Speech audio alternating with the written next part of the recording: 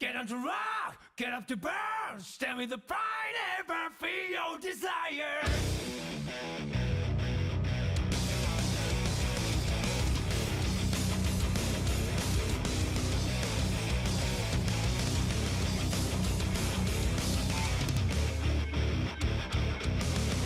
One day I noticed that my life was broken. It was not me who was controlling this spot. Ah! No, no, no, no, no, no, no, no, no, no, no, no, no, no, no, no. No, you don't do that to me.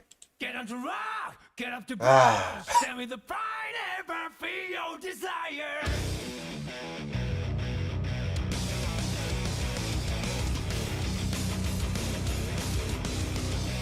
Does not just cut me off from that track like that. Okay. Okay. Coffee.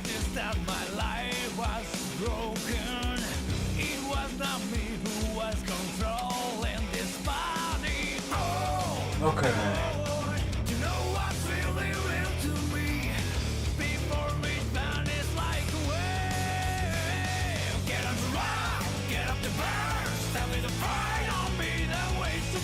Howdy, howdy, howdy, howdy.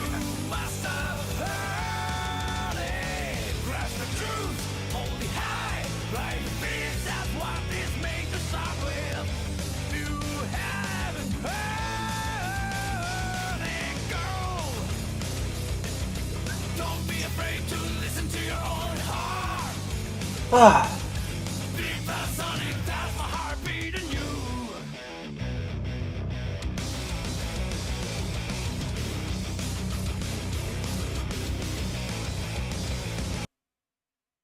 It keeps going. It's amazing. But, sadly, we need less, demanding of attention music behind me talking, speaking, waking up. Howdy, howdy, howdy. Cody here with IronVerse Comics and not enough coffee. And not much of a point to the stream other than I wanted to and I had the time, so it's probably going to be a train wreck. So if you enjoy watching those, I don't even know if it's going to be an entertaining train wreck. It might be just like a train-based fender bender. And it's just one dude going, ah, shucks. That was inconvenient. So, you know. Let's see.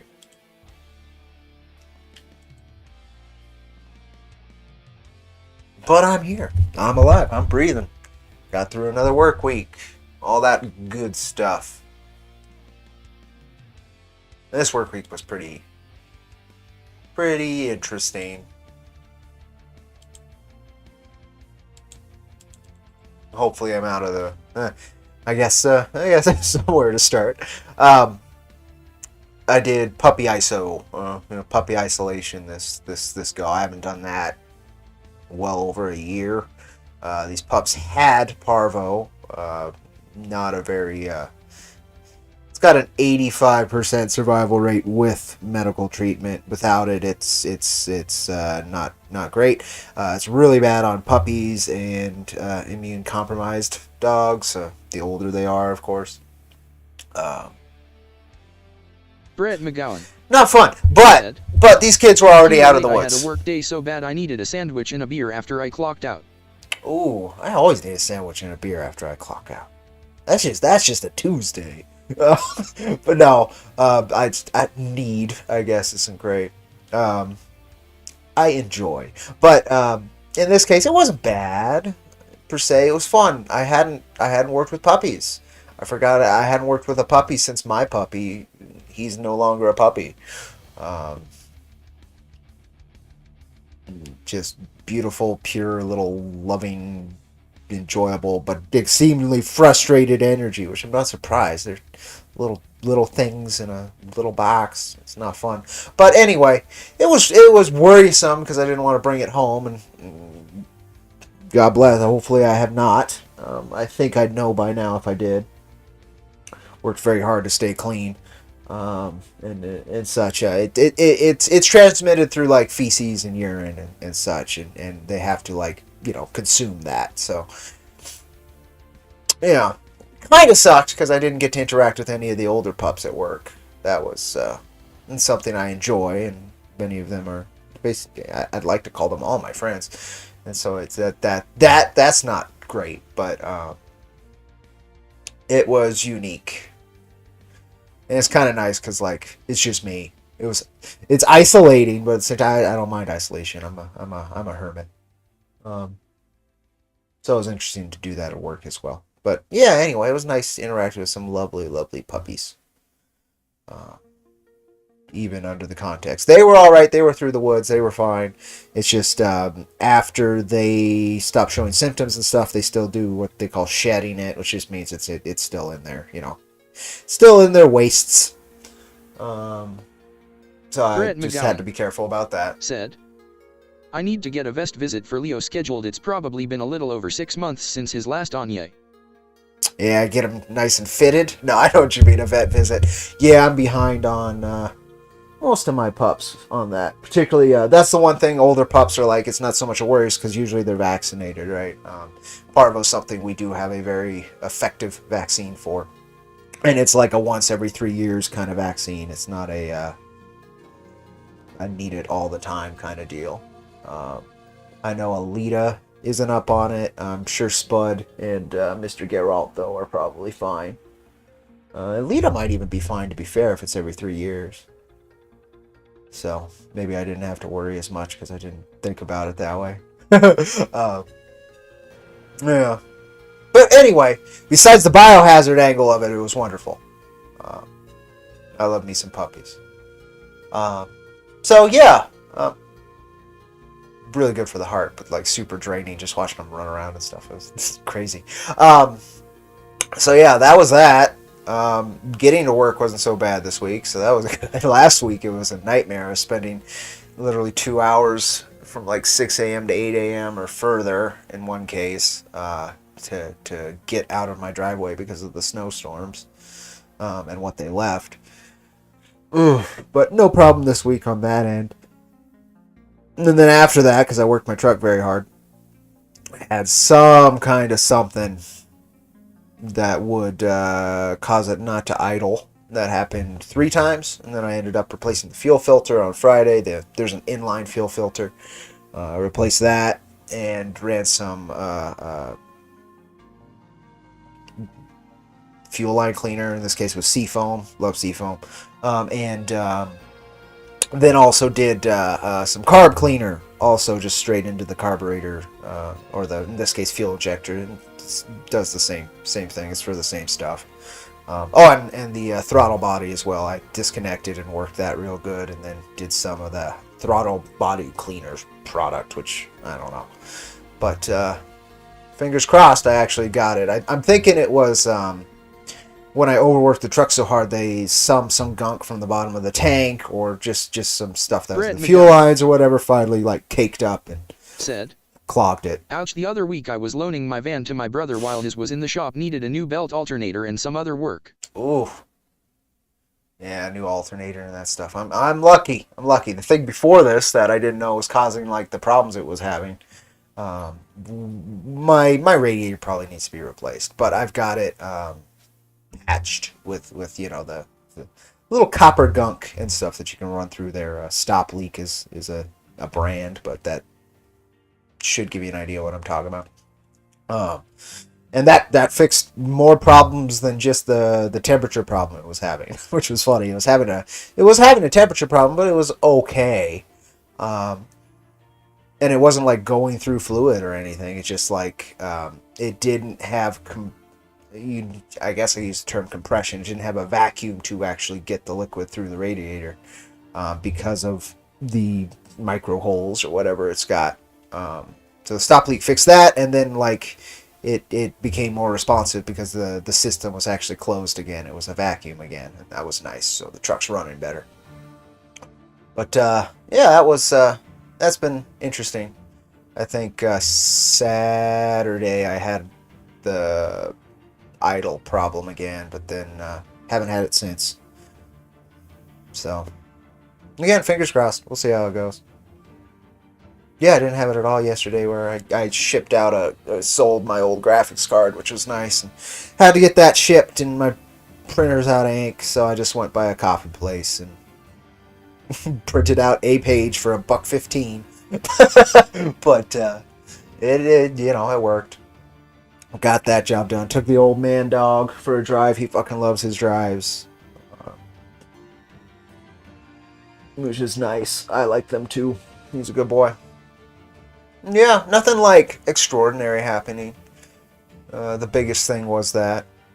In terms of the comics, I'm waiting for numbers back from Wicked on like per country shipping costs, and then I'm gonna triage based upon what countries have the most demand versus how expensive it is. My goal is to get as many done first as possible, right? So the cheaper countries are going to come first, which is likely going to be Canada, and then like Aussies are probably going to be last. But we'll see. Waiting for that, but those should go out this week. We have the funding, so I'm excited for number 4 to take another couple steps forward, and then it's going to be a bit, and then it'll take more steps forward, and hopefully we're Eliza done Bar by the summer. Said, S up Turbo Cody. Man, Turbo Cody's a lot slower than the regular one. Like, the caffeine's not even, like, I'm fighting the headspace up here is foggy as shit. I slept good, though. That's why I'm still shaking off the actually, like, sleeping okay after. When I work, I don't sleep for shit. I mean, I sleep Eliza okay, Bar but... said, I'm trying to hype you up, roll with it. Yeah. That's all the effort I got. No, I appreciate it. Thank you. How are you?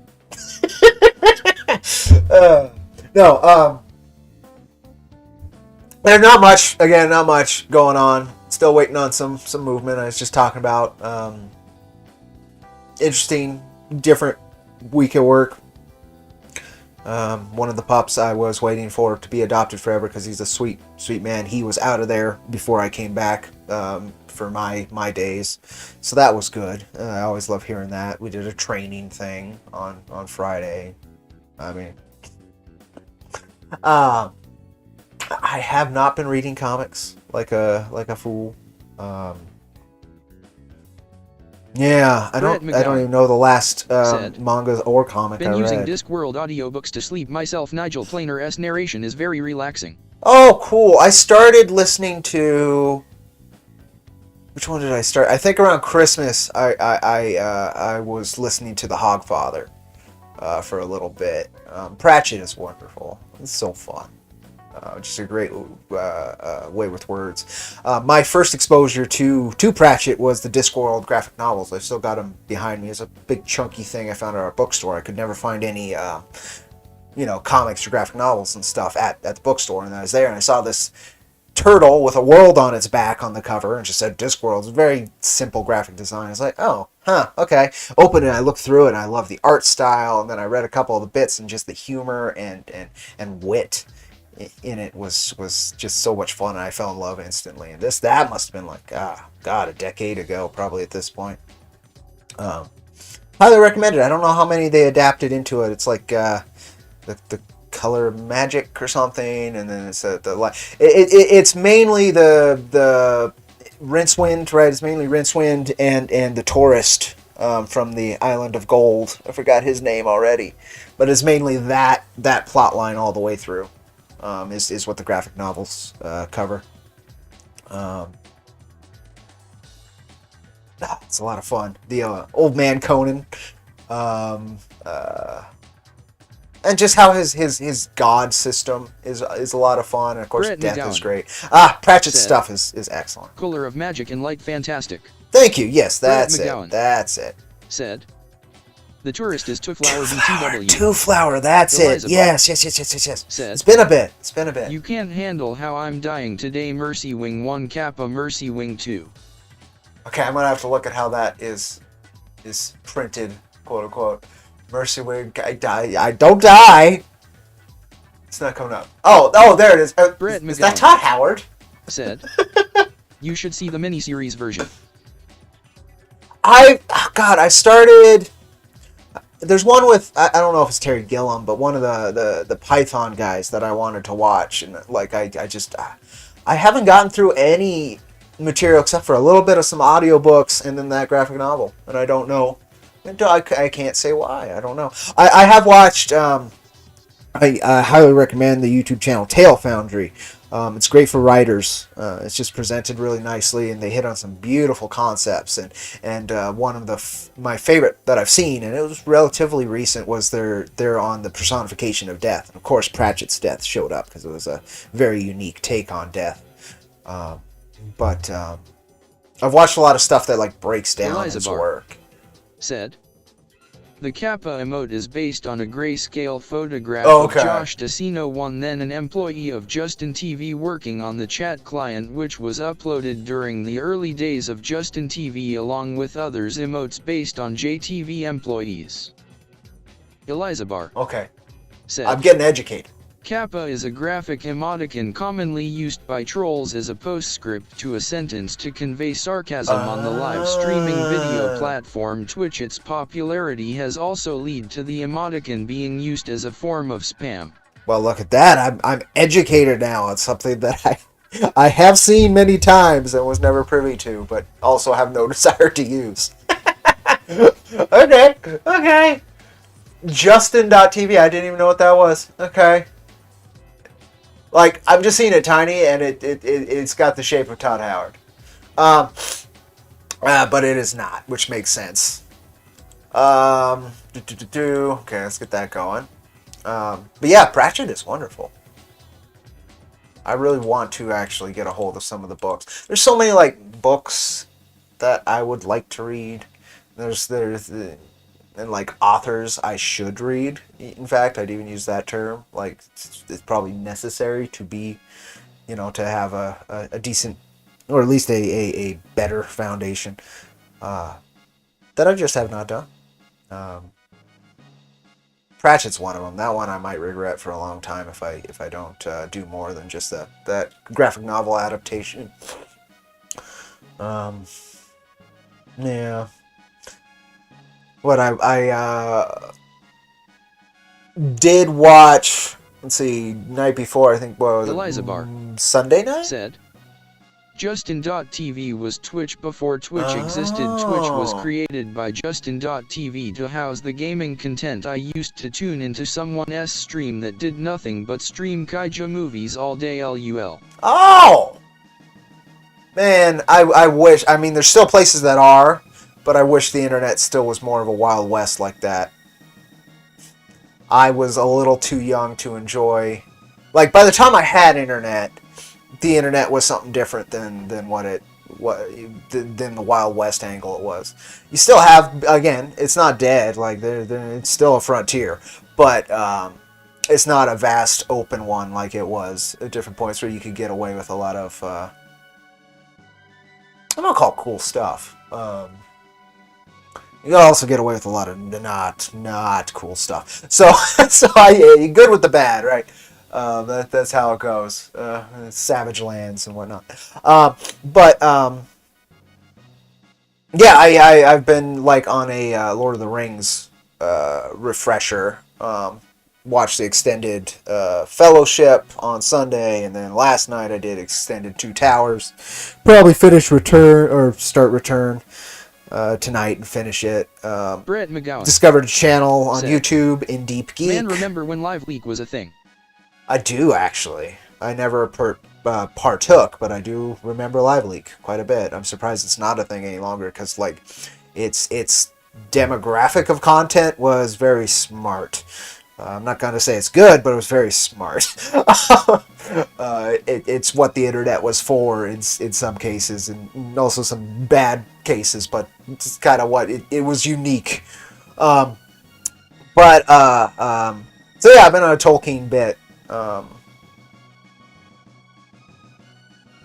Because I was a big 40, I am a big 40K guy, and it's sci-fi Lord of the Rings. There's no escaping it. And so getting the foundation of these things and kind of how the moving parts are and all that, it's fun. It's enjoyable, and it's a fandom I haven't actually touched before in this way, and it's a hell of a fandom. It's a weird one compared to comic fans and such, so it's unique. But that's, yeah, I mean... Brett McGowan said, Yeah. Something Awful, the site where shitposting was literally invented. I have heard of Something Awful many times. I never knew about it when it was actually, like, real relevant as far as I'm aware. It might still be, I don't know.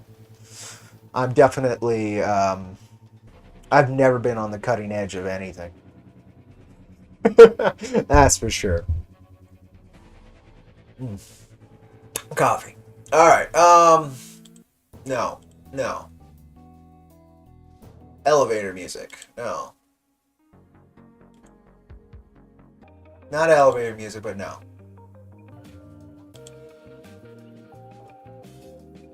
It's not bad.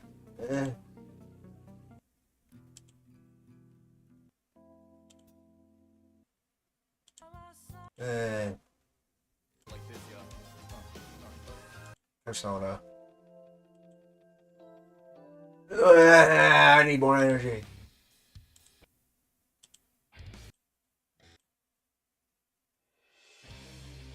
Okay, no. Where I don't have it on this screen. I only have it on this one.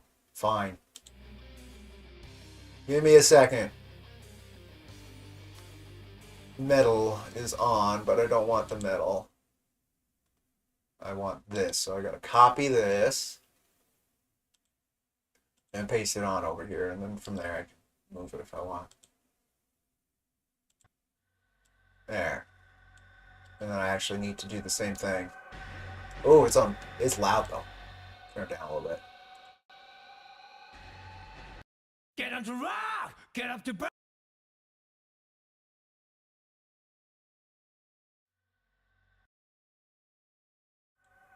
Alright, we're good. Just, I need something with slightly more energy. Or else I'm gonna fall asleep on camera. And I know that's a whole genre, but, like, I don't think I'm cute enough to make money off of it.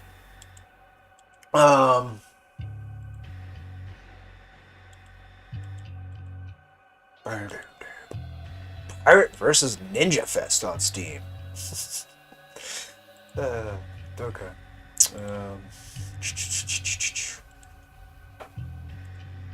Uh-oh. Oh. Really?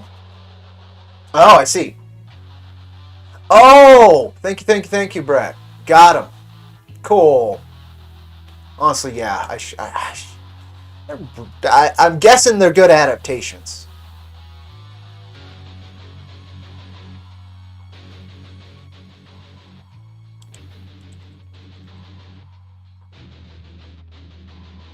Mug Brother, yes!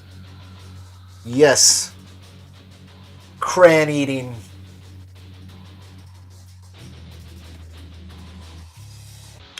I enjoy this mug. In fact, I think I have... Brett McGowan Do I have... said, No, I have the same amount. That miniseries is decent. Oh, good. Brett McGowan said, has Sean Astin, Christopher Lee, and Tim Curry. Oh, okay.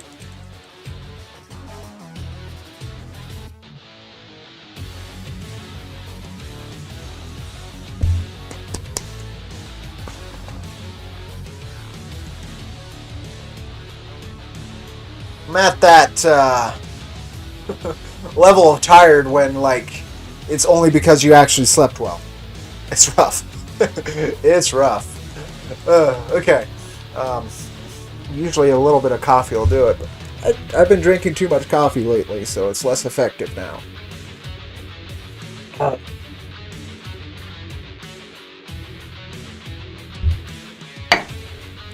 yeah, I think I have the same amount of Rags mugs as I do IronVerse mugs.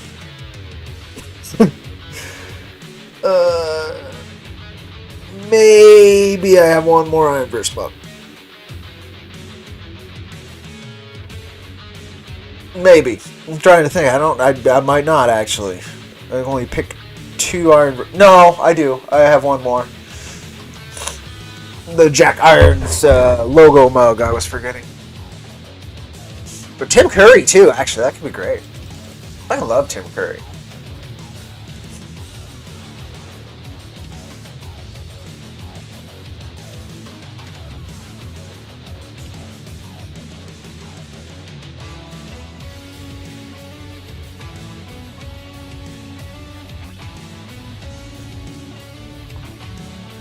Uh-huh.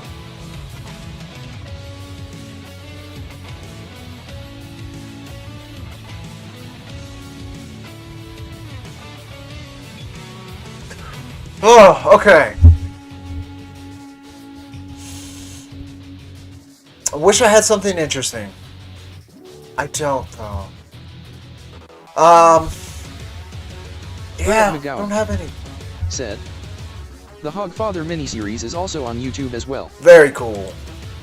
I should consume more of that content. The other author I was enjoying there for a while, I actually got through audiobook-wise, was Douglas Adams. I was really enjoying the Hitchhiker series. Kind of, it's not the same vibes, but it's that British humor vibes, right? Where it's a very unique flavor of humor. That I appreciate greatly. Yeah, I want to say 2/3 of the way through the second Hitchhiker's book before it just fell off my radar. I was listening to them at work while I was doing cleaning and stuff there for a while. Very good stuff.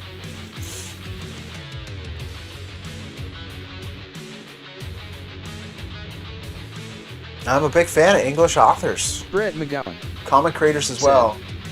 You got the audiobook narrated by Stephen Fry. I don't believe it was Stephen Fry. Though that could be really good. I like Stephen Fry. I'm sure I can link it because I have it saved. I intend to finish it. But intending it actually is probably... we'll see. Let me see. It's either under Watch Later or under something else.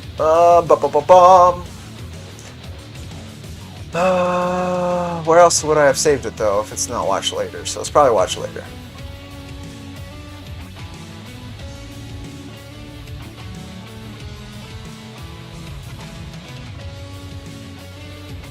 Yeah, it's under Watch Later. Let me see. I mean, it's probably pretty far back then.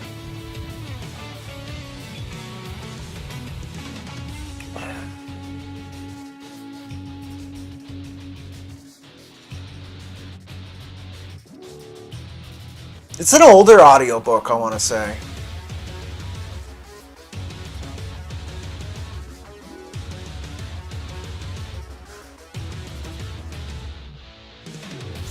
Yeah, that's pretty far back.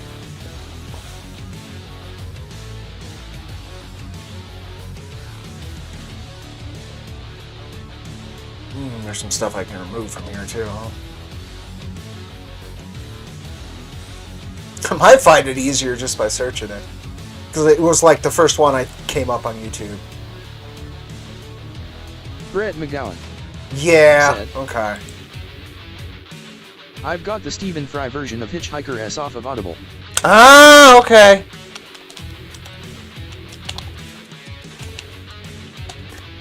Yeah, no, this was just off of YouTube. No. I'd remember the picture when I see it. Oh, wow. Well, the recommendations for it have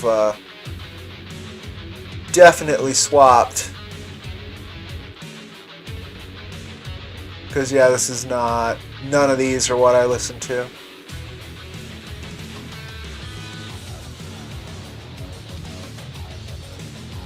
Huh!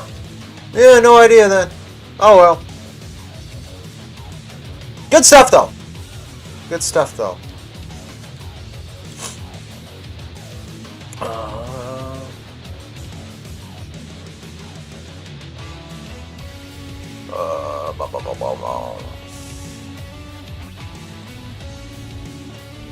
Oh dang. No, I really haven't.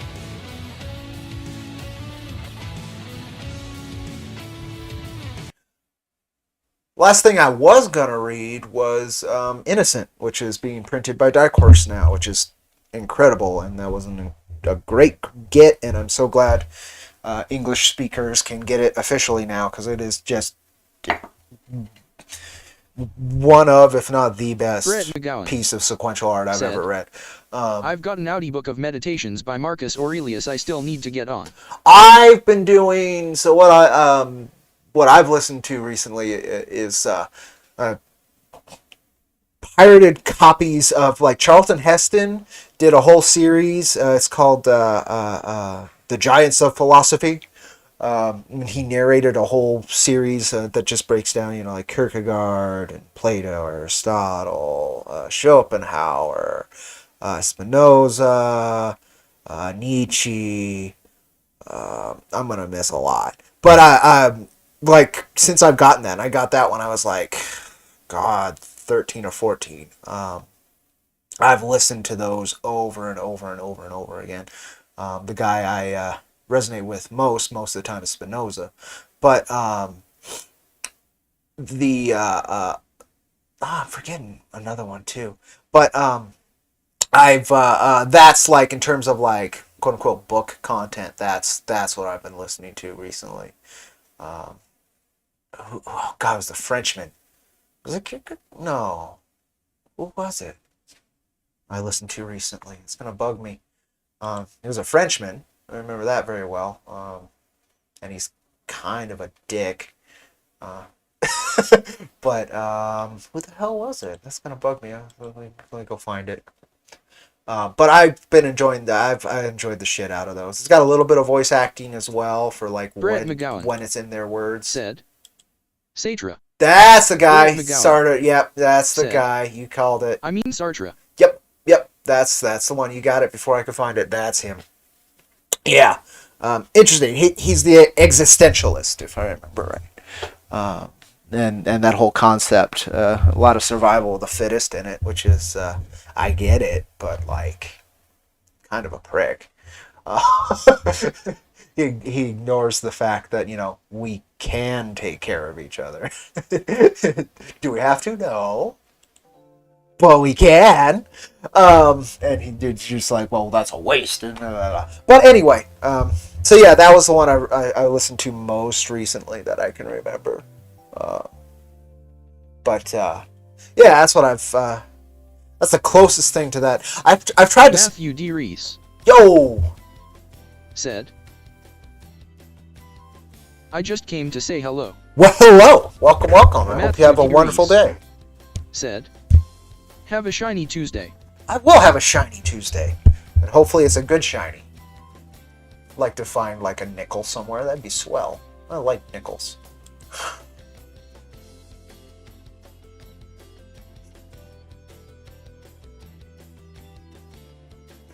But yeah, I don't want to talk about this, but, like, it's a thing I could talk about, and I do have things to say on it. It's just funny because it. Okay, we're gonna do it. Okay, fine. Content. Be happy. I'm providing you content. Wait it, boo. You know, this music works for it too. Let's do it. Eliza Bar said, talking on what Pal World. Oh God, there's a video Some Ordinary Gamers did, and I just saw the thumbnail that says it was this game made by AI, and I kind of wanted to watch that because conceptually, I could see an AI combining all these concepts into a successful game.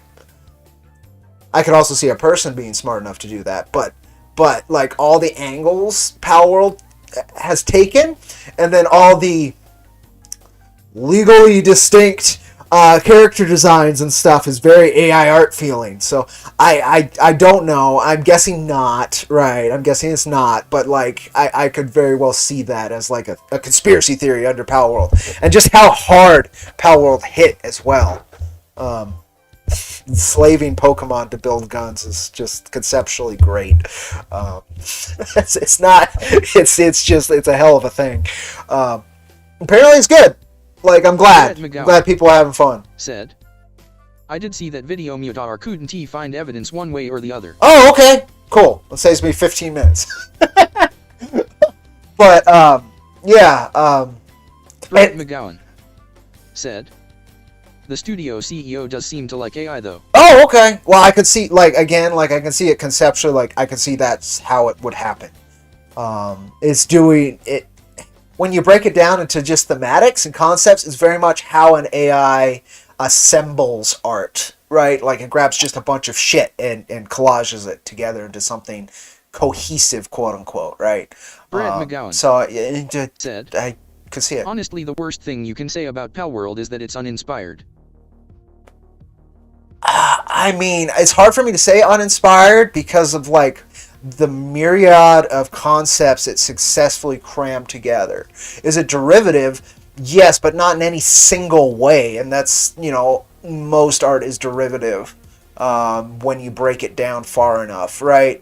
So it's hard for me to say. Either way, like, indie developer, success. It actually, the only thing I'm sad for, but I guess it had its times, that Lethal Company is no longer the star child now. Palworld is.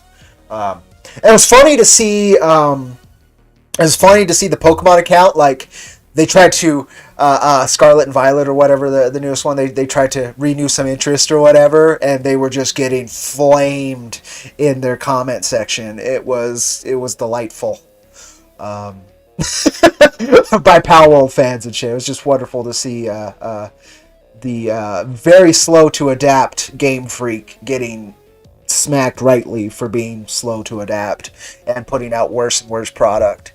That was nice. Because that's the other thing about Palworld. It's like, it's still early access, and as far as I can see, it was not as broken. In fact, I haven't seen anybody complain about it being broken. It looks... So the thing I have with Palworld, it does look cheap.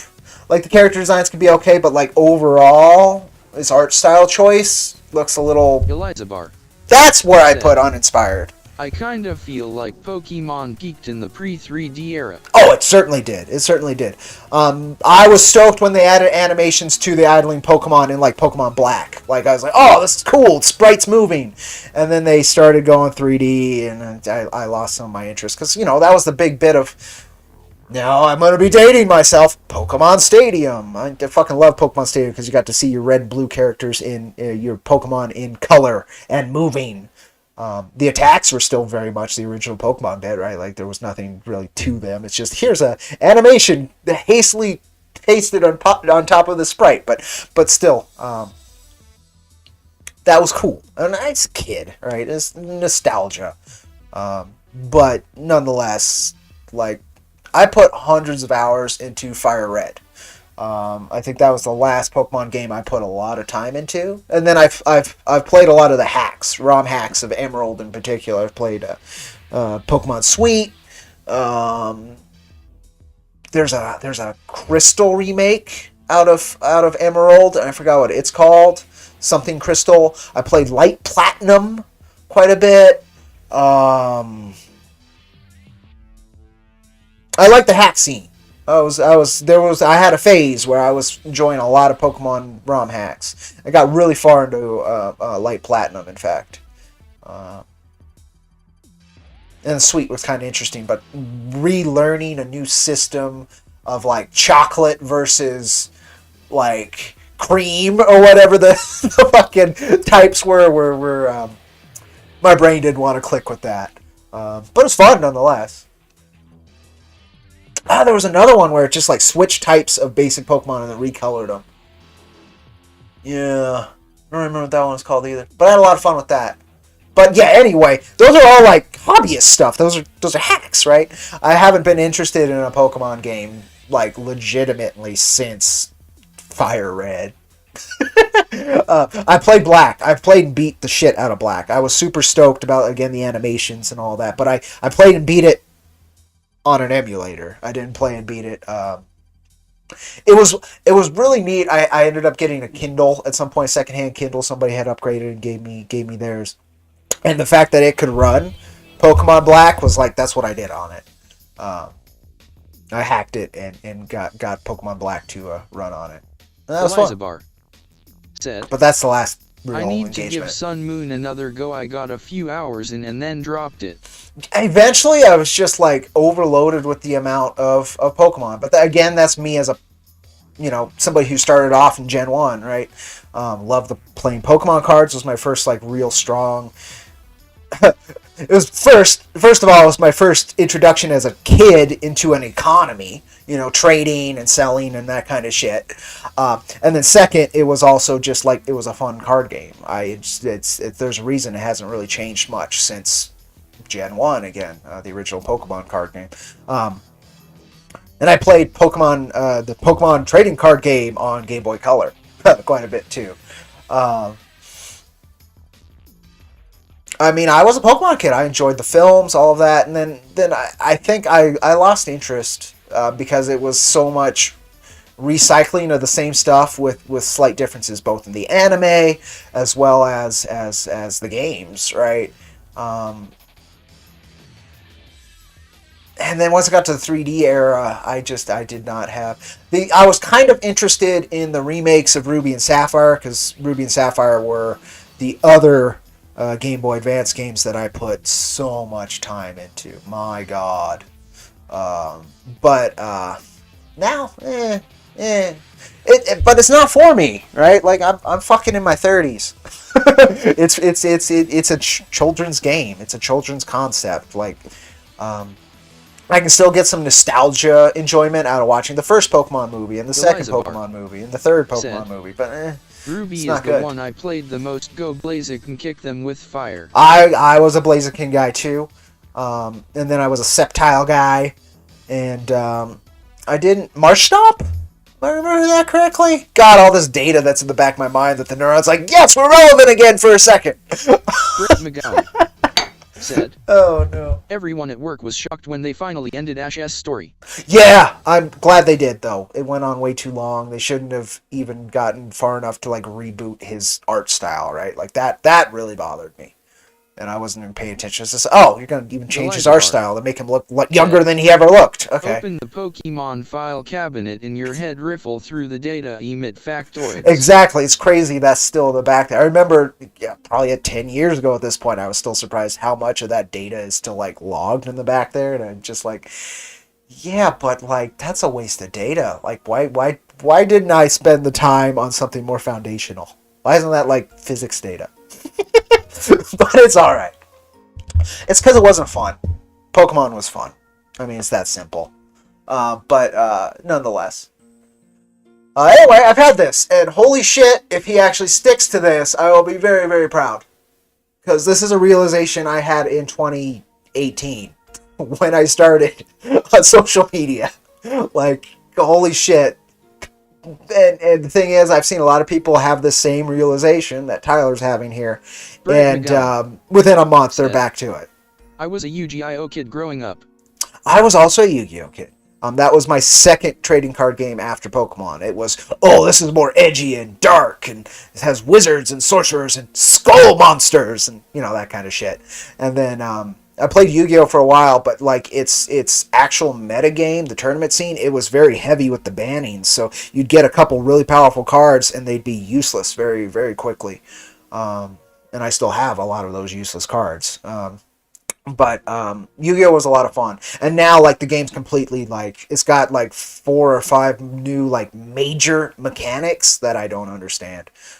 There's like the pendulum system now that there's a lot I wasn't able to keep up with Yu-Gi-Oh! But I enjoyed Gen 1 Yu-Gi-Oh! Quite a bit. Like, the anime was just so fun. So stupid and so fun. And then like, at about 14, I discovered Magic the Gathering, and its mechanics and thematics and the art and the community that was around it, even in my local area. Like, Magic the Gathering was wonderful. I still think it can be wonderful, but I haven't partaken in it for a while. I was out of it from like 16 to like 22 or something like that, and then a little bit after that, I got back into it because of the Commander format, where it's like, oh, shit's not going to rotate out, and I don't have to keep buying shit, and I can build something from across its history, and I only need one copy of each, and all these different things, and it's also was a group play format, so it was more people playing. Like, Commander got me hooked, and I still have some very expensive Commander decks that at some point I got to sell a couple.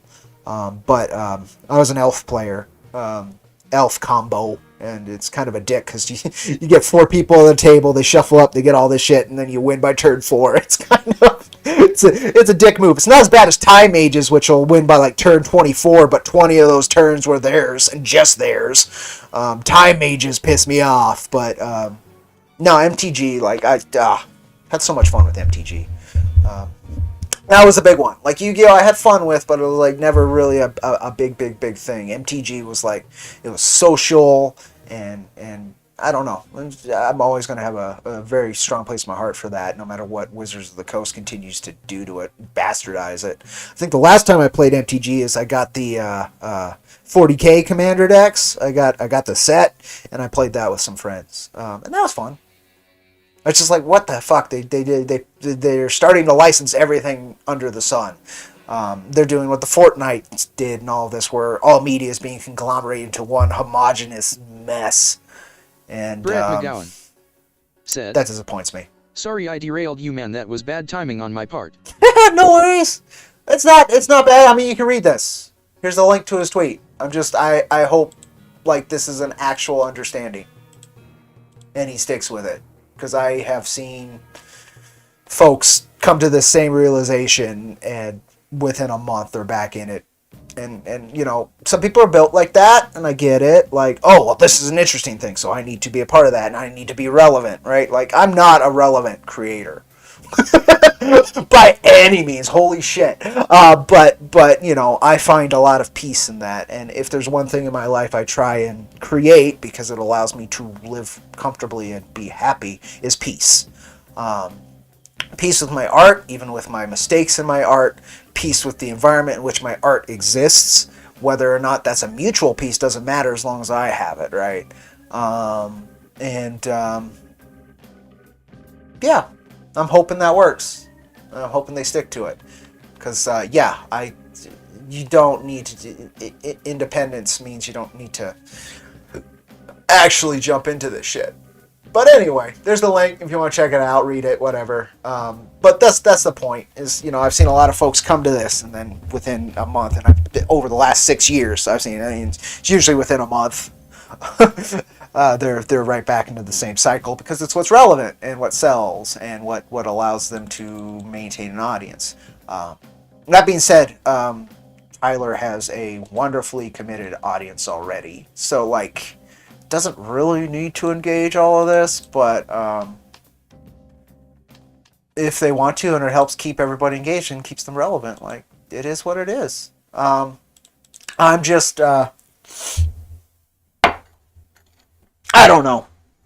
There's some of the best pro creators I follow on Twitter. Like Brett McGowan.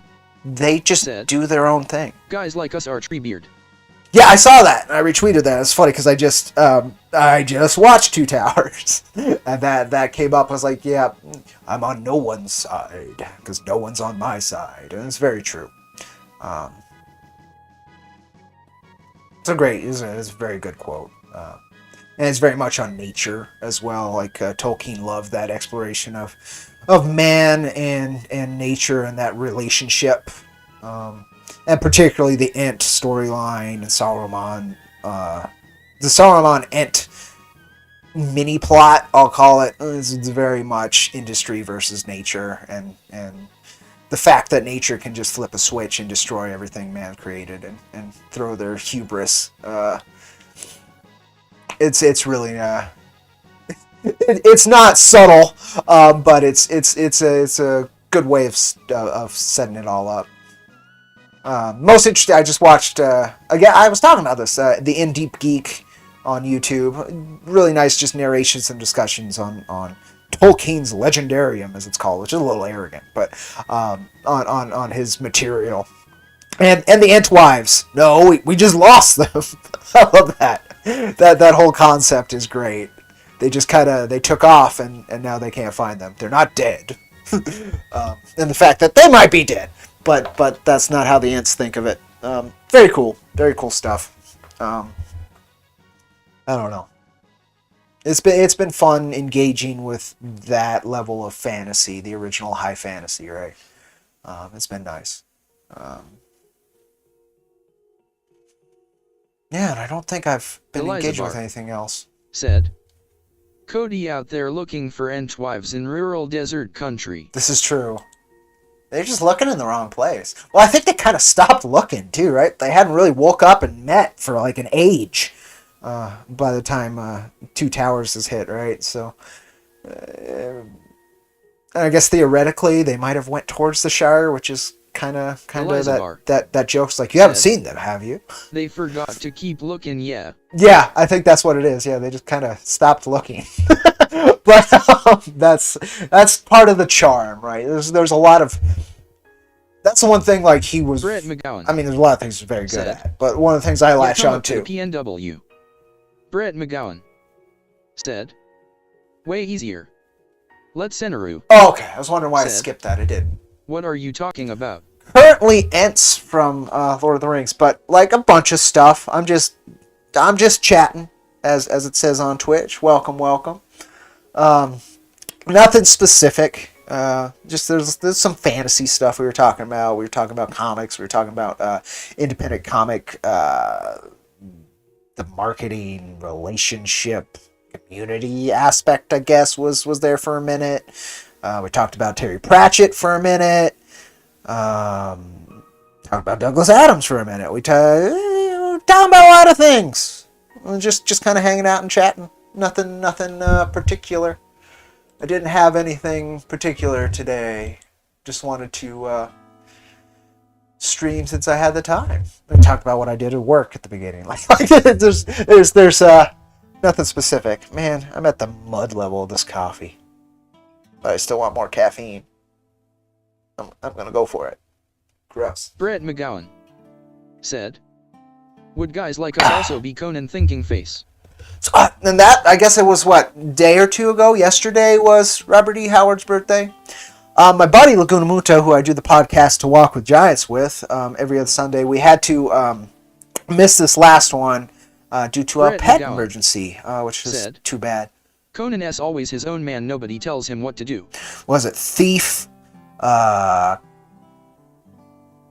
king, and there's a couple other bits to him. But yeah, no, that's it was supposed to be, I think, he's more famous for Tarzan, but Conan, like, as a masculine symbol, archetype, right, is very, very specific. And I can see why a lot of dudes like draw power from him. He's a very powerful masculine symbol. I've never been like a big Conan guy. Laguna Muta, the guy who I do the podcast with, my oldest friend, closest thing I got to a brother. He's a big Conan guy. He's read a lot of the comics, the Marvel era comics. He's read the books. That's his, like, he draws a lot of strength from Conan as an archetype. He's also a Dune guy. I'm not a Dune guy. He liked, what was the other one? He did Starship Troopers. He read the Starship Troopers, and he was big on that too. I like Starship Troopers the movie, but it's two different takes. Very, very radical, almost radically different takes. Yeah, I mean, I appreciate Conan quite a bit. I bet if I took the time to dive into, is it, it's not Cimarron. That's around here. Samaria? Is that it? I'm not sure what the Conan's world's called at the top of my head, but there's a lot of really cool concepts in it. It's also a very cool high fantasy world. It's far more brutal than Tolkien's, which is kind of nice. I like that kind of stuff. Eliza Bar said, what the Hyborian Age? There you go! That's what it would be called. Dive into the Hyborian Age. Hyboria! Said, Hyboria. Thank you. Brett McGowan Thank you. said, That's the Conan setting. That's it, Hyboria. That's it. But yeah, I mean, there's some cool stuff. I've seen the I've seen all the Conan movies, and you know the Momoa, both Schwarzeneggers. Oh, thank you kindly. Thank you. We're working on 50 followers on Twitch. I think that makes us 46, if I'm correct. So thank you. I'm not all that consistent on my streaming. I try to stream once a week, but what the day and time is, it's usually around this time. But the day, it depends. Sometimes I'm doing I've got a side gig I do once a week that can be today, tomorrow, Thursday. So that kind of changes what day it is. But I try and be here. I try and notify folks on Twitter as well, at Cowboy_Steel. That's where I do a lot of the marketing of my comic book work, as well as interacting with folks and all that. That's where the following is. But I tend to announce when I'm live there. So if you're interested on more of the content I produce, that would be the place to do it. Or you can check out IronVerseComics.com and read our free comics and see if that works for you. I'm very proud of our work. But yeah, the Hyborian Age. Hyboria. I would like to log that, like those Pokemon facts in the back of my head. That was another thing we talked about was Pokemon. But I would like to log that. I like having the fantasy settings logged, because that's a big one. Middle Earth's a massive one. Oh God. The World of Warhammer Fantasy, what is it called? Oh no, I might not have that one logged either. That's frustrating. I mean, it's basically Middle Earth, just more brutal, but nonetheless. Yeah, I can't believe I don't.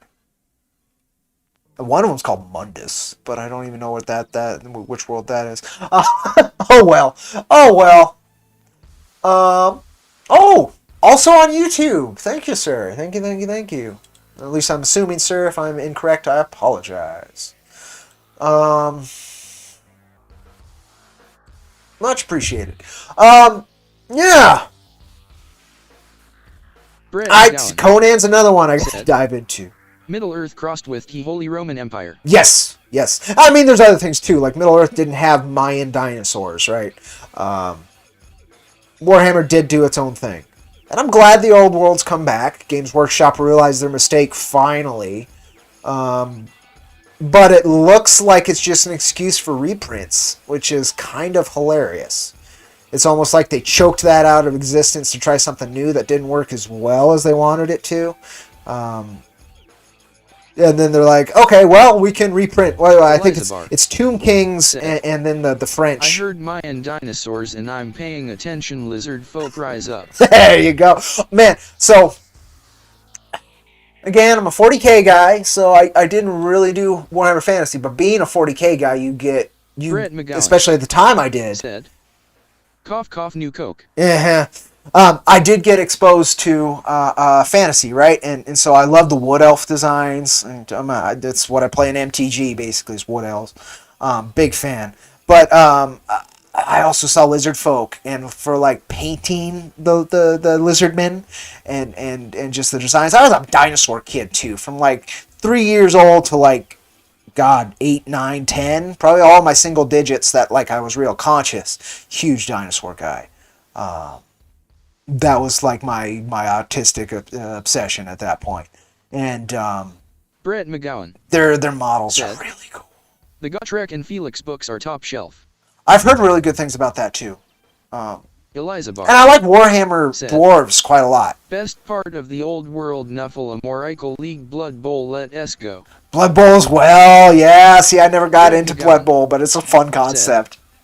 Think the audiobooks have Gotrek played by Brian Blessed. Oh, interesting. Okay. I've heard those, and that's the other thing about Warhammer Fantasy is the Black Library, or Warhammer in general. The Black Library was and I'm going to call it was, because I don't think it still exists under that imprint.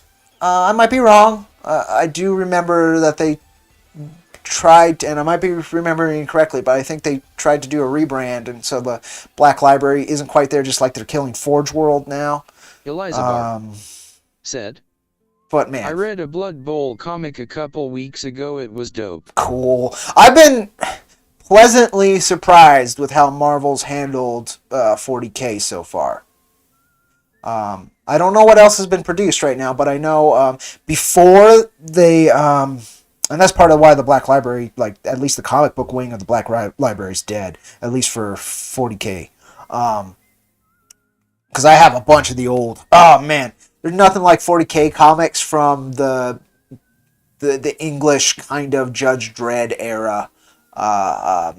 There's something about British comics, black and white British comics of that era, that are just so good. Just so good. I'm a Judge Dredd fan, but the 40K artists are just crazy. I've got as many as I could find of the graphic novels, quote unquote, the collections that they put out. And right before they lost the ability to do the reprints and stuff because they were rebranding under Marvel, they reprinted Lone Wolves and colored it, which was really cool. It's one of the few Space Wolf centric comics. I'm a Space Wolf player. I'm a big Space Wolf fan. So that was really cool.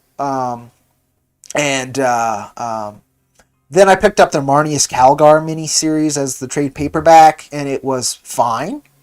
They've been fine. They haven't been good. They've been fine. But I expected a radical departure from the tone, right? Because it's under Disney, McGowan right? It's Marvel Disney. Said, Carl Ferns is one of the chattest chads to ever chat. This is true. Carl Franz is incredible. Most of the emperors are really cool in either setting. There's a reason God Emperor Mankind has become such a freaking meme. But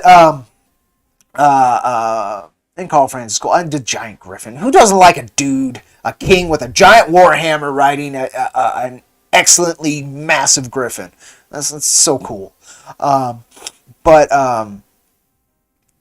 It's a very German name too. That's great. The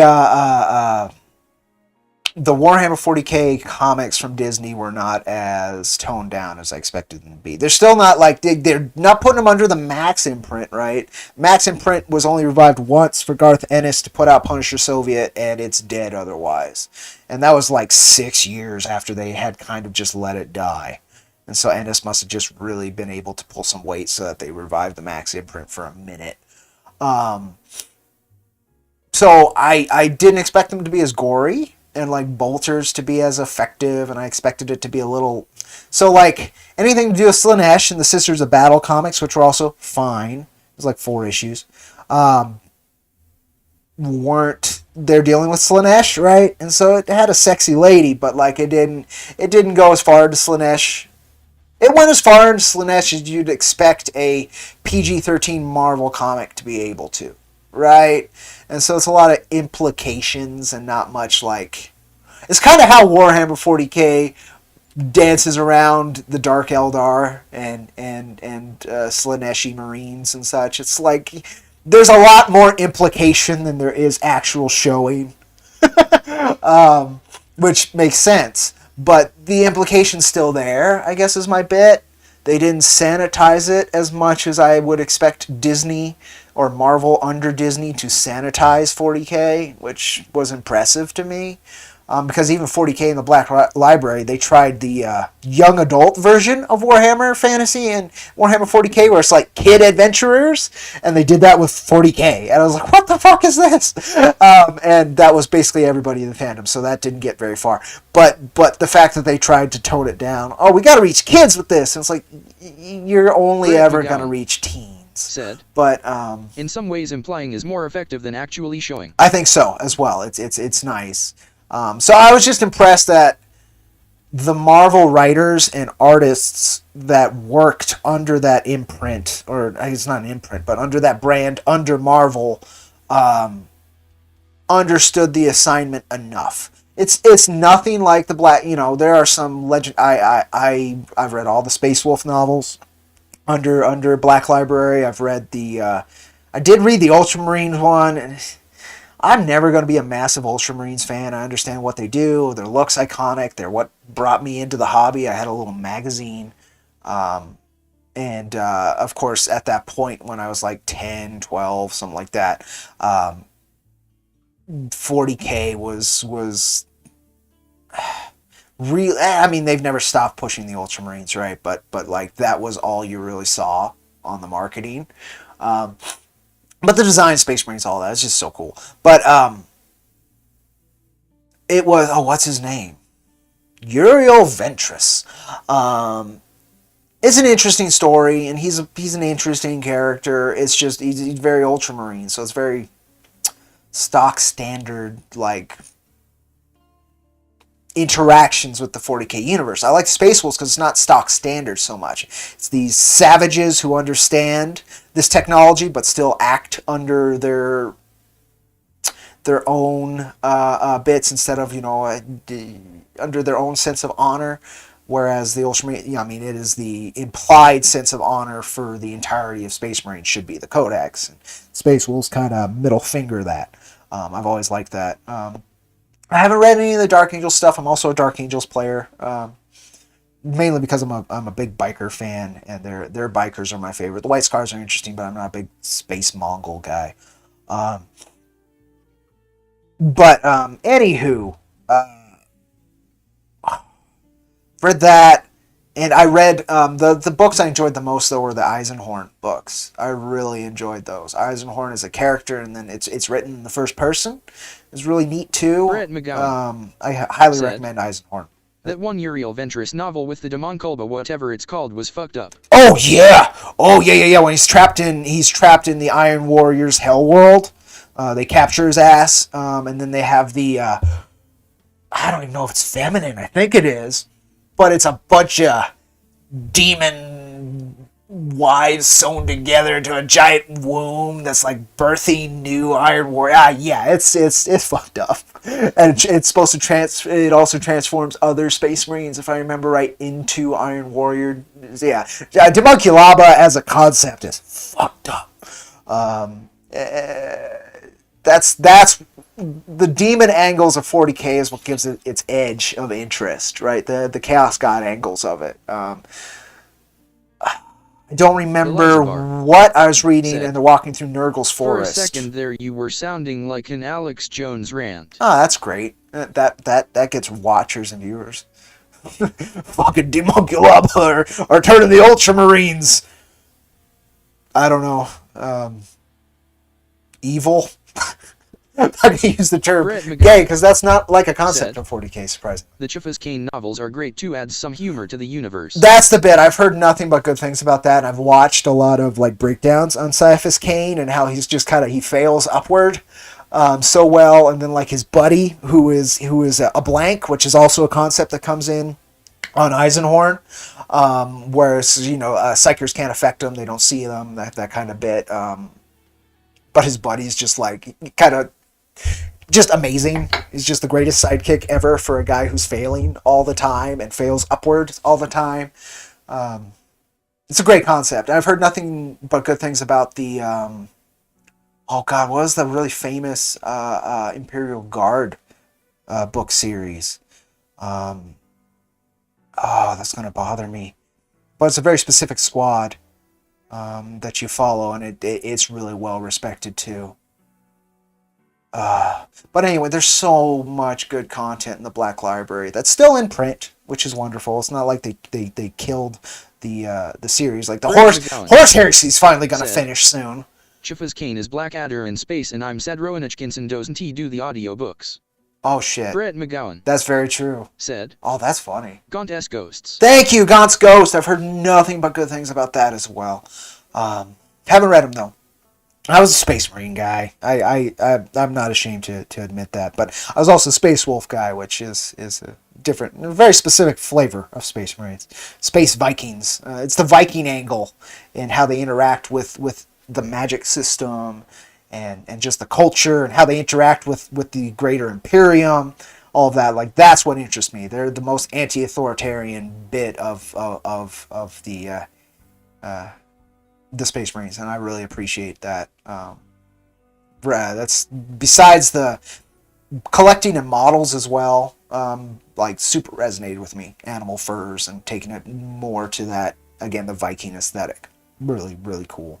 Not a big bit on the werewolf bit. I like the enhanced senses and the canines, all that, but like I don't play. Oh God, what are they called? Wolfen. I don't play Wolfen.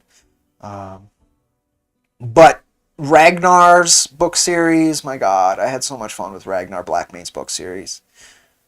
Brett McGowan. Such a cool said, character. You also got the Black Templars. They practically wipe their asses with the Codex.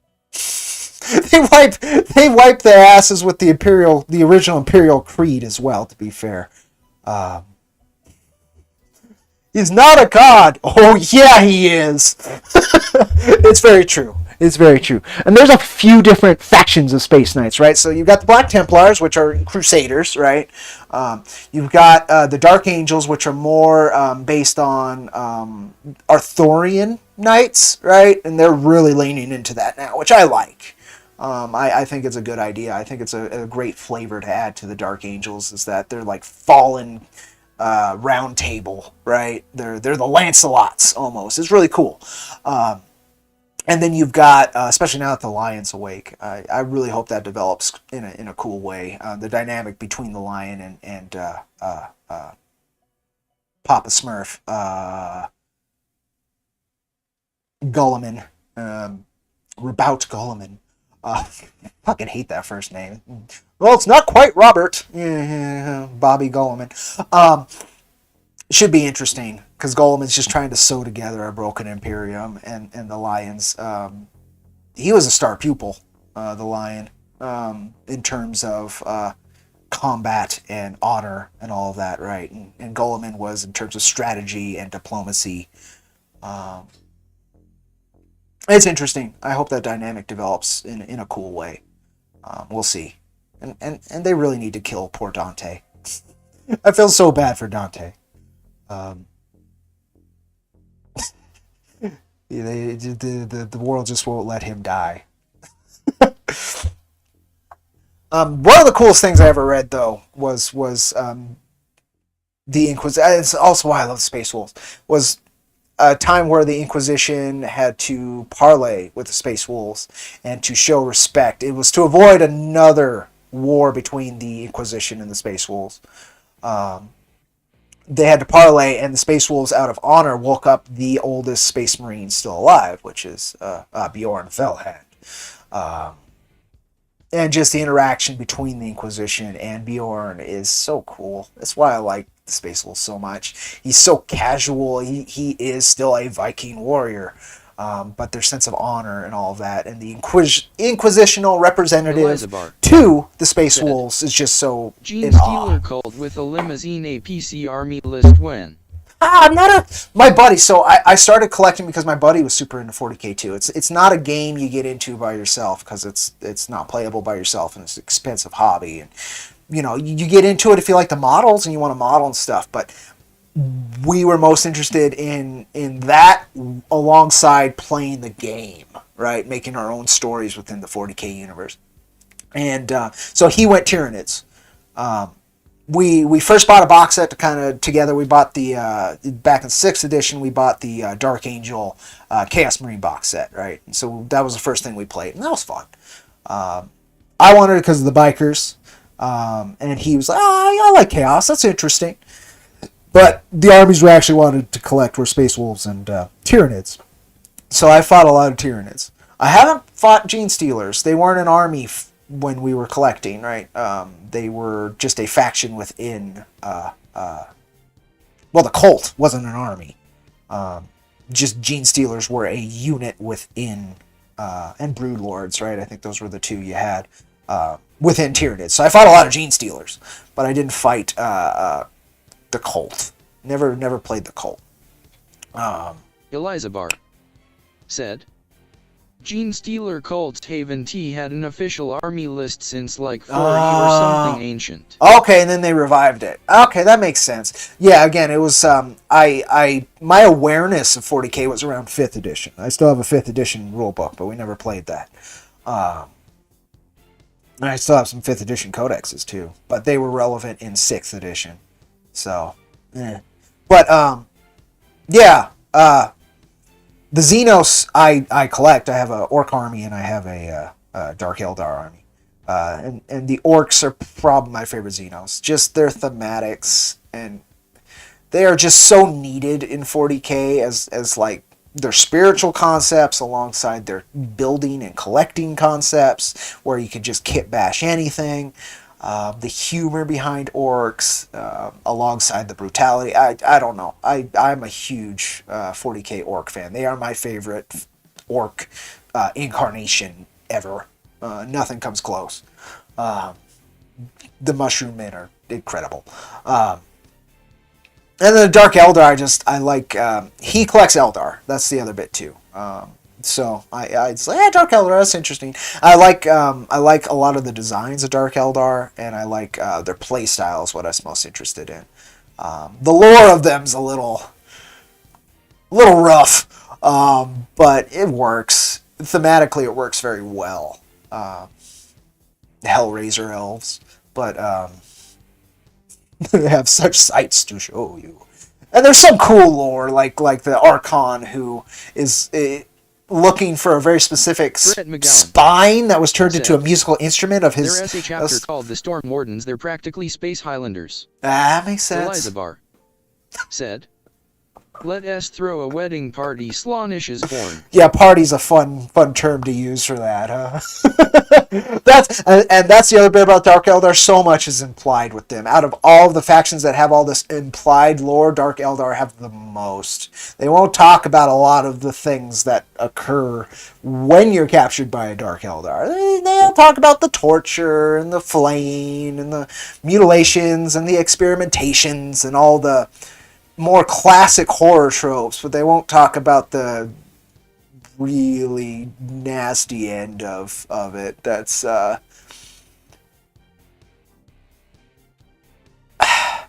it's implied in a lot of the models, because there are a lot of sexualized Dark Eldar models, but it's definitely not talked about. I mean, there is no record of the amount of Space Marines that have been raped. Let's just say that. I'd say that word demonetized me, but I am not monetized, so I might as well take advantage of it. It's that kind of interests me too. It's as far to that spectrum of grimdark that 40K will ever go, and that interests me. Said, and all that still has nothing on the really questionable relationship between Malekith and his mother. Well, that's the thing with the Dark Eldar also. There's two types of them. There's the vat-grown, and there's the Trueborn, as they call themselves. And Bro-S got more mommy issues than Tony Soprano. And the Trueborn, there's not that many Dark Eldar Trueborn to be Trueborn. Let's just say that. So there's many of those relationships. And the being turned inside out and used as a prophylactic for two homunculi getting freaky for their mistress. Good times. Elizabar said, narrator, these aren't good times. These aren't good times. I mean, somebody's having fun. Said, Malekith is from Fantasy BTW. That makes sense. Again, I didn't dive much into fantasy. I know, like, overall thematics. I've played a lot of Total Warhammer 2. And I played a lot of Vermintide too, and Vermintide, but more Vermintide too. But my interaction with fantasy again isn't even close to my interaction with 40K, particularly on the lore end. There's some damn cool lore, no question. But yeah, it just the science fiction fantasy bit always like interests me. It took what Star Wars did and threw even more fantasy into it. And it wasn't ashamed to do so, like George Lucas became, and birthed midichlorians and that kind of bullshit. It's just like, man, you had something really unique and cool, and you're like, well, I'm not hard sci-fi, and I need to be because I'm being held up against Star Trek and all this. And no, you didn't need to. You had space wizards and space knights. You could have really leaned into that, which is what 40K did. So I'm happy there's something that did that. But yeah, big fan. Sum it up, big fan of the lore that's been built up around Games Workshop properties over the last long amount of time, nearly 50 years at this point. It's crazy the 80s are nearly 50 years ago. I didn't live in the 80s, but like it's just as a concept, it's crazy to me. Because not as much changed in the 50 years between then and now compared to the 30s and the 80s. So it's crazy to me. Anyway, yeah. Summing up, I don't. Is there any more? Or did they stop producing the comics because they didn't sell well? Let me look. Marvel 40K comics. Because those are the only two I'm aware of, but like I haven't paid attention to anything being printed in the last couple years from mainstream recently. Looks like Marty's Calgar was the main sell, because that's the main thing that came up. Yeah, it's not even mentioned. There's a Sister of Battle. Oh, really? That's the only two they did. They must have sold like shit, and Games Workshop's like, oh, okay.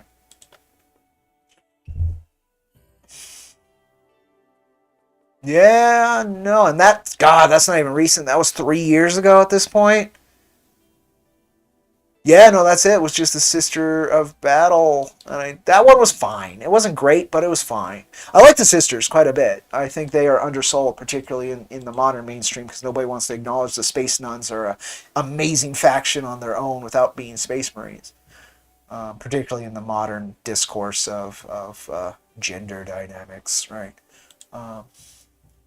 God forbid, we should have. I mean, there are men within the ecclesiarchy, but not within the sisters. That would make no sense. An ecclesiarchy, my God. Mighty Valkyrie. Yeah, I didn't even know that's the biggest title that this guy who wrote it did. He did fine. Again, it wasn't amazing, but it did fine. And for like a 4-issue miniseries, it was great. Huh. Yeah, no, that's it. That's surprising, because they partnered with fucking Marvel. Elizabar said, if you believe hard enough you can out-orc the orcs, some Sister of Battle somewhere, I'm sure. You're so not wrong. That's the other bit. And I like that mechanic within 40K. Belief is such a core function of their universe. Faith in particular, but belief in general is such a core function on so many different levels. That really intrigues me. I think it's a great basis for a fantasy universe. And then you throw what's the word? Oh, it's gonna bug me. It's when you put something up against something else. Oh no, and it's not competitive. It's contrast. Oh God, my brain still hasn't woken up. You contrast that against the science fiction elements, and it's just such a cool, unique flavor. Just have the same music. That's good. But yeah, the series was fine. I wish the art was actually like this. It's fine. It was an Uncanny X-Men artist. It says here, Edgar Salazar. And he did fine. It was good. One of the nice and kind of odd things, you know what? It kind of pissed me off. Okay, I'm going to be honest. It kind of pissed me off. Is between the Marnius Calgar series and this series, all of the not all the main covers, but like all the variants were OG Warhammer 40K art from like the 90s.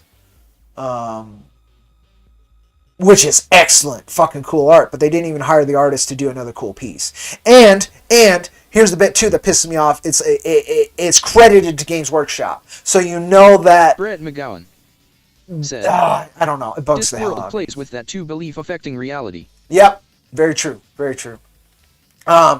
But yeah, they didn't hire the old artists. They just reused their art and then didn't even credit them for the variant covers. I have it back behind me, but that really pissed me off when I was looking through it. It's like, oh, well, here's the cover gallery in the back of the trade paperback, right? And it's like, buy Games Workshop. I'm just... You guys are really corporate assholes, aren't you, at the end of the day? You made something really, really cool, but, like, the people involved in it are treated like shit. And that bugs me. But anyway, these were fine. I'm just surprised they didn't do anything else. My guess is they sold worse than the average Marvel comic, and that's not great. And this was fine, too. That's actually the interior artist, which is nice. but you don't get this Marnius Calgar for more than like 10 pages Brett between McGowan the whole series. said, It's more his origin story. In fact, I got a clip from Hogfather for you react to. Oh, okay, link me. I don't care as long as it doesn't get my channel hit again. I got rid of the strike that I got from Steamboat Willie. That was gone within like 12 hours. It's the audio, I think, that gets you hit, if I remember correctly. Because the audio is not public domain yet. Just the video and images, I guess. But even then. So I gotta be careful. If it's a short clip, we should be good. But yeah, these are fine. They weren't good. They were fine. I think even if they were amazing, I probably would have sold the same amount. I was just terrified what Disney would do to 40K. And turns out 40K still doesn't matter that much to them. So they didn't do anything to it. Oh, that's a trade from... Oh, it's from Boom? Had the license to Blood Bowl. Oh, that's crazy. I love the artist on the cover. Because that's really cool. I love that art. That's the kind of like Warhammer art I love. That's the other bit of Warhammer. It's just like, and that's what I was so pissed off about was that those killer artists must have just sold their pieces, like whatever the agreement was, to go uncredited, and that bugs me. Even if you had the license to not have to credit them, I don't see how it hurts you to credit the artist.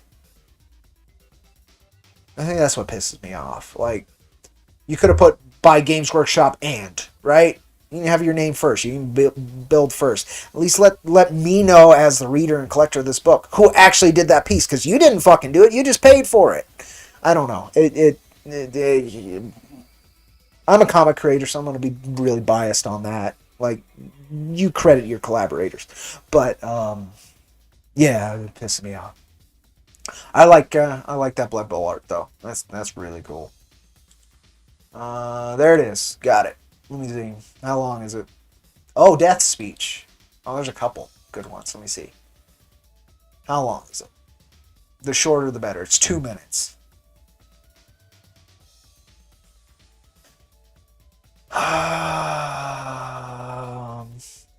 Usually want it under 30 seconds. To guarantee you're all right, it's 5 seconds. Which is rough. You know what? Maybe if I just use the audio, that'll help. And sadly, I'm going to keep this music in the background too. And we'll just see what happens. So this is Death Speech and Hogfather. It doesn't say what year no, they call it a movie, so we'll call it a movie.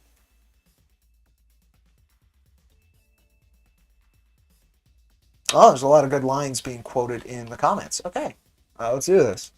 You were sure I was going to survive, were you? I was quite confident. Good. Now, tell me... What would have happened if you hadn't saved him? Yes. The sun would not have risen. Then what would have happened?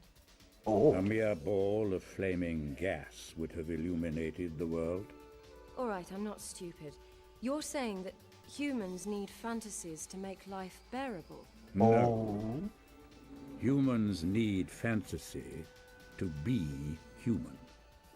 To be the place where the falling angel meets the rising ape. With tooth fairies, hogfathers. Yes. That's practice. You have to start out. Okay. So, anybody else watch the movie?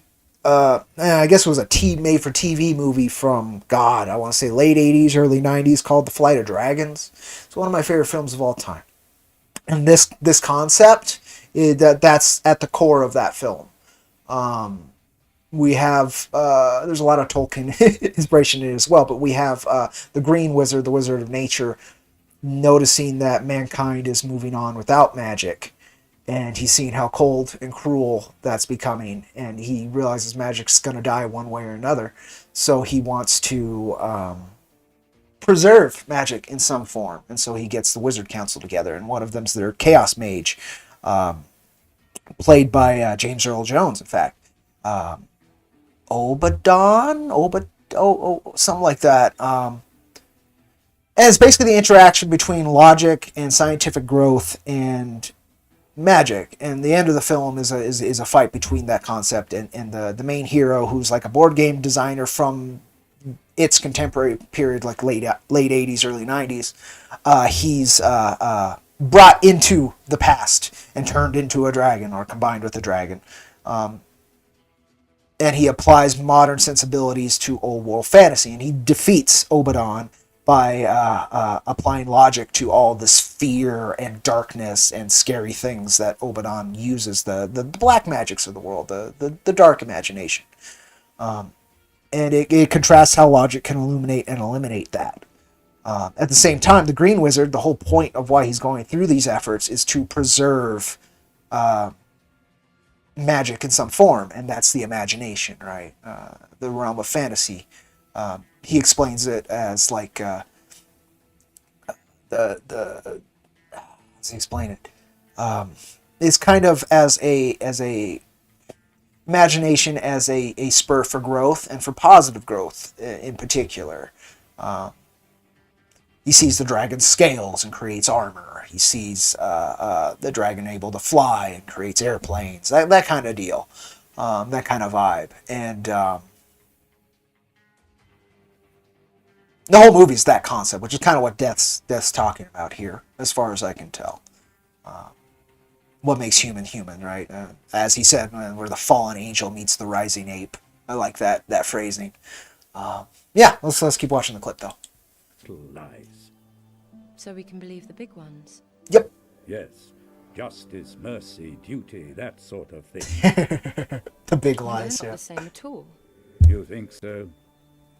Then take the universe and grind it down to the finest powder and sieve it through the finest sieve, and then show me one atom of justice, Yep. one molecule of mercy. And yet, you try to act as if there is some ideal order in the world, as if there is some rightness in the universe by which it may be judged. But people have got to believe that. What's the point? Exactly. You need to believe in things that aren't true. How else can they become? Dun, dun, dun. Neat. That's the bit, right? Yeah, that was exactly the line of speech I was thinking. Fucking love The Flight of Dragons. If you folks haven't seen it and you have any inclination to older kind of cartoon styles, beautifully voice acted. There's some good animation. It can get up its own ass a little bit, particularly towards the end where it's logic versus magic, right? But it's still a lot of fun. I rewatch it every once in a while. It's one of my favorite forms of white magic I've seen presented through a visual medium, an audio medium, through film. I'll just use that term. I wish I had seen it when I was younger. Like I would say, it is a beautiful introduction to the concept of white magic, which is what Death's talking about. The illusory carrot on the stick that keeps you going down the right path, right? The concepts that don't exist without us, as it said, how can it become, right? Wonderful concept, Brett. Thank you for sharing that, because yeah, that's an important concept for me as a person as well. Pratchett really phrased it quite well, and I'm glad it is in more than one place, and it's wonderful that it's a personification of death as well that's saying it, right? The one of the truths, one of those concepts that will be, right? Very cool. Very, very, very cool. I should indeed watch that, because I don't understand the full context of how the speech manifested and all the weight behind it and all these things. But I do very well understand the concept. It is a incredibly important concept. Good stuff. Pratchett is incredible. But yeah, I totally, it's an undervalued TV movie, Flight of Dragons. I very, very much recommend. If you haven't seen it, check it out. Super wholesome, very well written. James Earl Jones is an incredible villain as always. There's a knight in it that kind of explores that a similar concept, but from chivalry and honor, right? As those kind of what Death was talking about, those big lies, as Death in that was calling them, right? Yeah, it's good stuff. Good stuff. It's you know, it's kind of at the core of why I create comics. Create those white magics, those beautiful expressions of hope and all these other things, so that, you know, they stay alive. You throw your little bit of coal on the fire, right? Cool hanging with you, man. I gotta head out and deal with Aaron. Catch you later.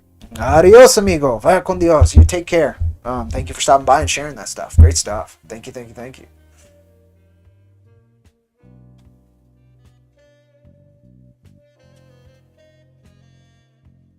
Oh, this is hilarious. Okay. We have a Power World development.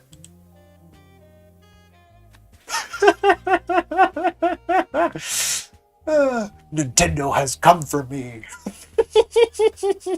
So somebody ripped a bunch of models from one of the Switch games, right, and started replacing the designs of Pokemon, and that's great. That was a genius idea, and good on him. But instantly, Nintendo came for him, huh? They got to take out their anger somewhere, I guess. And Nintendo's very much anti-modder. Said, LOLLMAO. Yeah, Power World development. Replaced Ash Ketchum. Because that's great. And makes sense. And it's hilarious. You can see Ash Ketchum with an AK-47 while an army of Pikachus manufactures them. That's hilarious and great and good on that guy. And that is hilarious. Let's check this out. This IGN's covering it. Nintendo be like Elizab no Elizab no Elizab no Elizab no Elizab no Elizab no Elizab no Elizab no Elizab no. Yes, very much. It features monsters called pals, which some people have said rip off Pokemon. A lot of them are very similar. But anyway, within 24 hours of it going live, they DMCA'd him.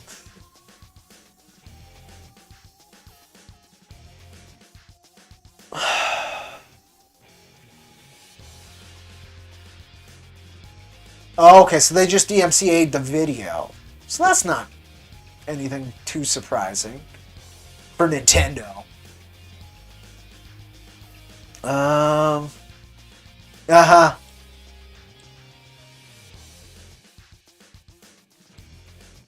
It says Power World was good. It was legally distinct.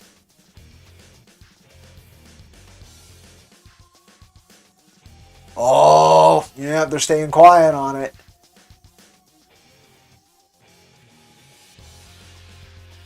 $6 million, good for them. Yeah, that was the bit. Like it 1.7 million peak players on Steam. That is fucking crazy.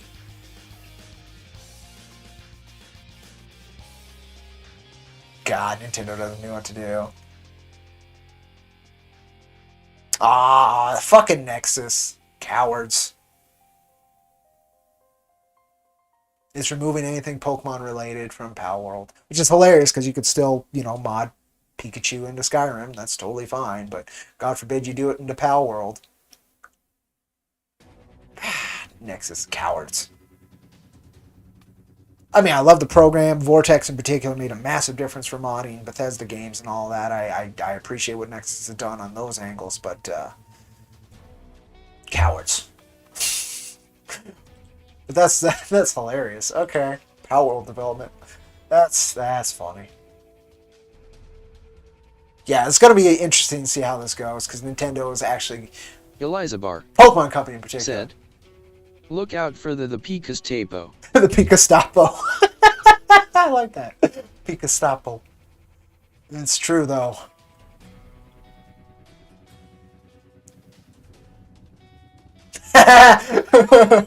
That's a good here.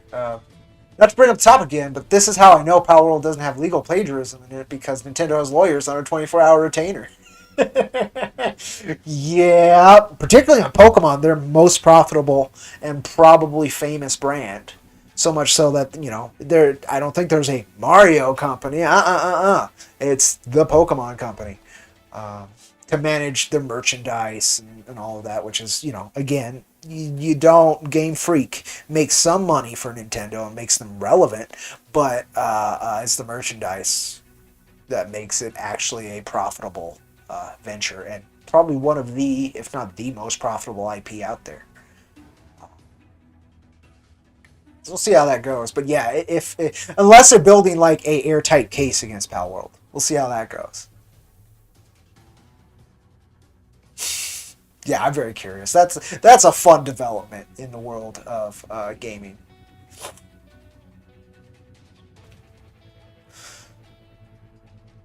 It's funny though. It's pretty funny. The 24 hours they took his. And it was just a video of him showcasing his mod. That's hilarious.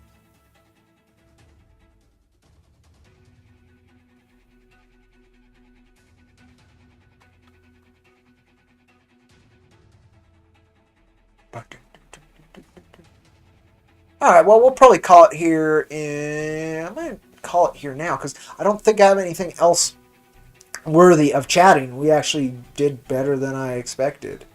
So killer. Thank you all for watching. I will be back at some point. I'm hoping this Sunday I'll be back on To Walk with Giants with the ever incredible Laguna Muta, but we'll see. Remember, they're not war crimes if they're not a war. Yeah, apparently that's how it works. Just look at... Yeah, well, plenty of things you can look at right now. But nonetheless, it's true. Anyway, appreciate you folks, and I will catch you later on. I'm not sure when. Again, I might be back this Sunday on To Walk with Giants with Laguna Muta. We were going to do opinions this last Sunday, but their kitty cat got sick, and so they were doing the vet thing. So I'm hoping that went well. I haven't heard back yet. So we'll see how that goes. If not, I don't know when I'll be back. An open mind is like a fortress whose gates are unbarred and unguarded. Ciao. Yeah, adios amigos, vaya con Dios, and I'll catch you next time. Not sure when, but thank you. Oh, just ended there, huh? Do I even have like the music on here so I could put that? I have this, but that's not what I want though. I don't have that set up. Oh well. We're gonna run the Jack 1 trailer. All right, adios, folks. Have a good one. Catch you next time.